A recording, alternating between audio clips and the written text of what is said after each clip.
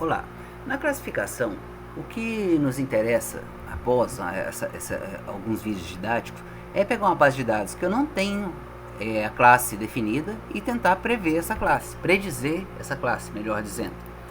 Então o que nós vamos fazer? Eu tenho três bases de dados, eu vou mostrar elas aqui: Adult Predição, Adult Data e Adult Test. Se eu abrir aqui Adult Data, ó, ele vai ter várias informações, né? E o último campo vai ser se a pessoa, ele quer usar os dados para prever se a pessoa ganha mais ou menos 50 mil anuais, certo?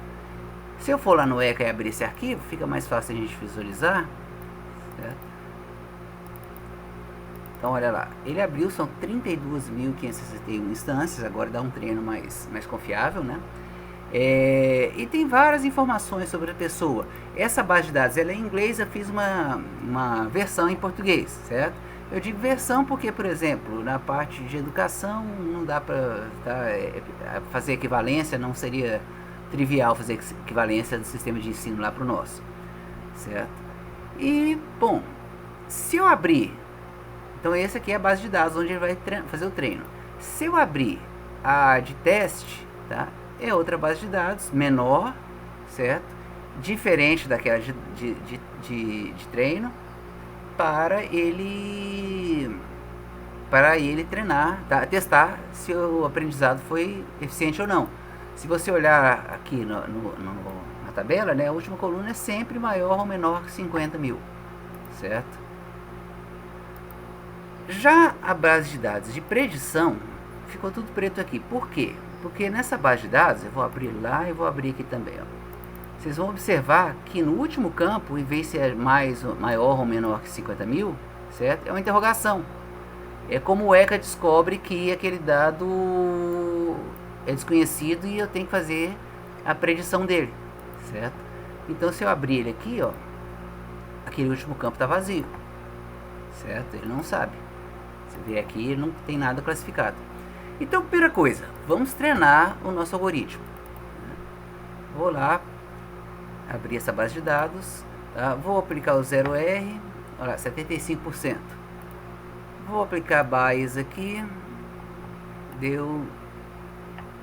demora um pouquinho, só uma base de dados maior, 83%, 83,7, 74 mais ou menos. É claro que eu poderia procurar uma coisa acima de 90%.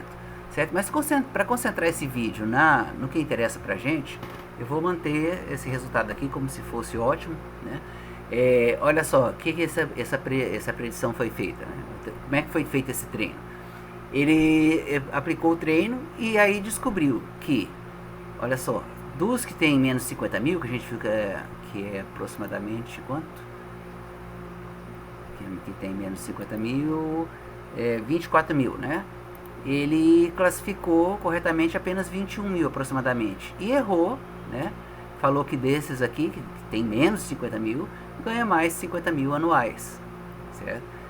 E aqui no caso ele fez o contrário também, olha só, nessa linha aqui, certo? Eu teria os casos da pessoa que ganha mais de 50 mil anuais. Em 6 mil aproximadamente ele acertou e em 1.500 aproximadamente ele errou. Ele falou que essa pessoa ganhava menos de 50 mil, tá? Então, suponha que esse resultado esteja bom pra gente. Lembrando que pode ser um teste tendencioso, tá? Então, vou usar uma base de dados que não tem nenhum item, tá? Para teste, que não tem nenhum item que foi usado para treino. Olha lá, vou aplicar de novo. Ele até surpreendeu, melhorou um pouquinho, né? Mas a diferença é muito pouca. O gritante seria se ele caísse a porcentagem, né, de acerto. Porque aí quer dizer que a base de teste não está sendo suficiente, a base de treino não está sendo suficiente para o teste. Bom, se eu estou satisfeito com isso, o que eu vou fazer agora? Eu vou clicar com o botão direito e vou pedir para... Então tá aqui o nosso algoritmo, deu um bugzinho aqui no ECA, certo? Então tá aqui ó, o algoritmo que a gente aplicou, certo? Vou clicar com o botão direito e pedir aqui para salvar o modelo. Aí ele vai, eu vou aqui na pasta que eu criei para salvar os modelos, né? Certo? Já tinha aqui um Adult Model, eu vou botar Adult Model 1 pra gente, Adult 1, né, ponto model. Eu não preciso botar a extensão, ele vai salvar automático. Se eu tentar abrir esse arquivo ele não é igual ao arquivo RFF, né? Ele é um arquivo binário, eu não vou conseguir, né? Vou tentar abrir até no editor de texto. Deixa eu tentar abrir o editor de texto aqui.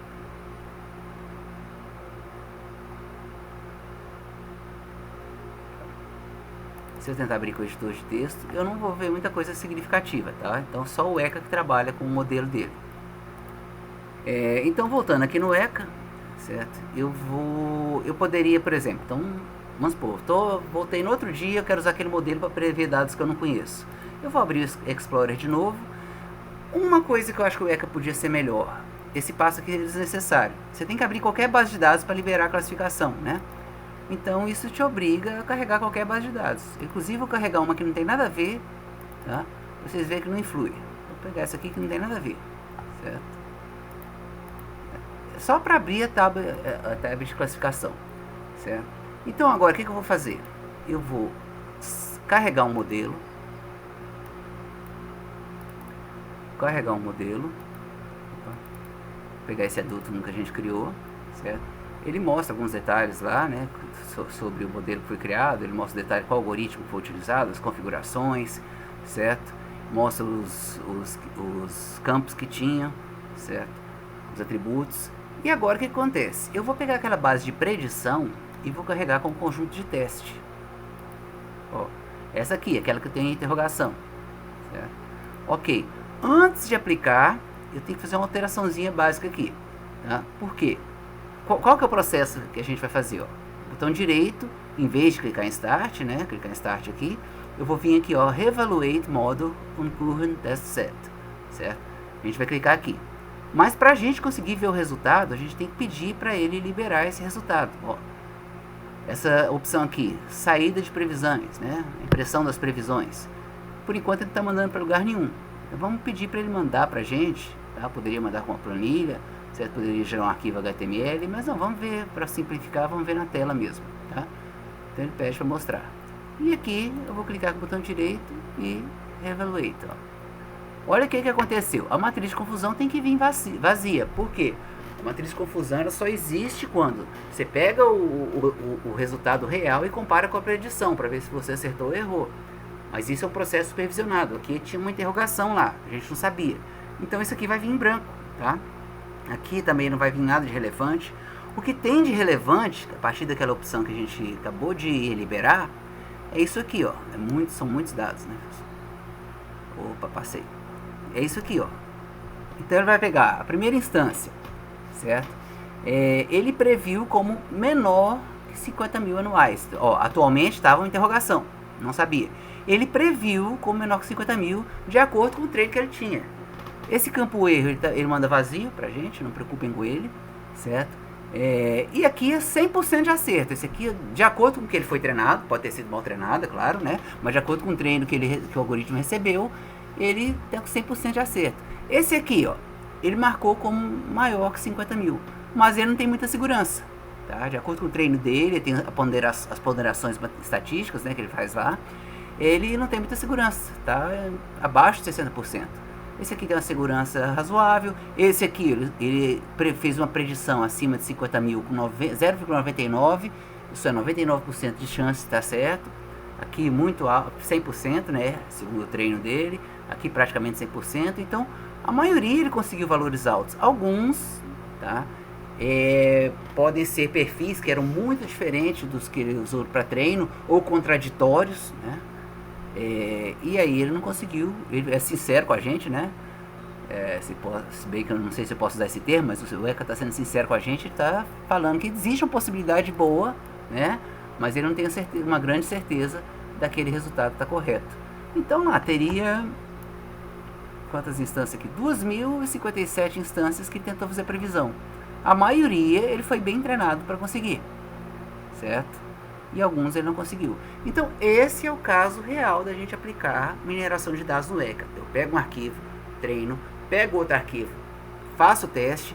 Se foi aprovado, certo? Eu salvo o modelo, carrego esse modelo e aplico num arquivo de predição, que eu não sei a classe, certo? E com isso nós encerramos esse primeiro ciclo de mineração, que é falando sobre classificação de dados.